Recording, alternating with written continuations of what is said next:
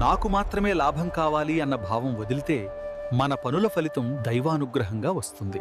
నిజమైన యజ్ఞం అంటే శ్రద్ధతో కర్మ చెయ్యి, అసూయ లేకుండా జీవించు. భగవద్గీత బోధనలను ఆచరణలో పెట్టాలి.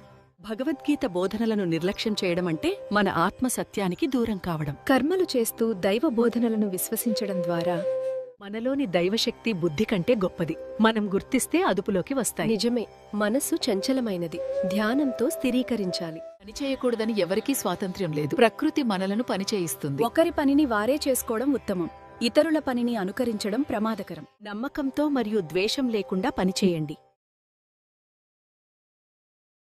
మనం జ్ఞానవంతులం అనుకుని ఇతరులను తక్కువ అంచనా వేయకూడదు. అందరూ వారి స్వభావం మరియు గుణగణాల ప్రకారం ప్రవర్తిస్తారు. గురువు బోధనలను నమ్మకపోతే విద్యార్థి జ్ఞానాన్ని పొందడంలో వెనుకబడతాడు. దైవ బోధనలను నిర్లక్ష్యం చేసేవాడు ఆధ్యాత్మికంగా వెనుకబడతాడు. అసూయ, అహంకారం, ద్వేషం ఇవి మనలోని వివేకాన్ని అందిస్తాయి. మనం సత్యాన్ని అంగీకరించకపోతే అది మన జ్ఞానాన్ని మూసివేస్తుంది. మన ఇంద్రియాలకు సహజంగా ఆకర్షణ మరియు విరక్తి ఉంటాయి. మన ఇంద్రియాలు సహజంగా విషయాల వైపు లాగుతాయి. వాటి ప్రభావంలో పడకూడదు. ప్రతి మనిషికి తన స్వభావానికి, తన స్థితికి తగిన స్వధర్మం ఉంటుంది. అదే చెయ్యడం జీవితంలో నిజమైన విజయం. కోపం వస్తే వెంటనే రియాక్ట్ అవ్వకుండా ఒక నిమిషం వెయిట్ చేయండి. ఒక కోరిక పెరిగితే అది అవసరమా అని నువ్వు అదుక్కో. గతిశీలత, అస్థిరత, అహంకారం, ఆందోళనల నుండి పుట్టిన శక్తులకు అంతులేని ఆకలి ఉంటుంది.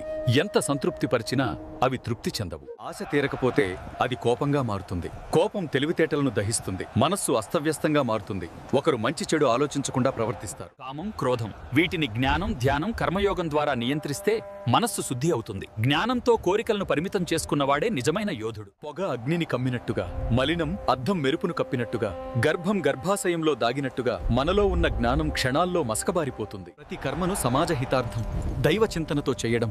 ఈ యజ్ఞం ద్వారా మీరు అభివృద్ధి చెందండి. ఇది మీ కోరికలను నెరవేర్చే దివ్య గోవు వంటిది అవుతుంది. బ్రహ్మ ప్రజలను సృష్టించినప్పుడు వారితో పాటు సహకార జీవన విధానం కూడా సృష్టించాడు.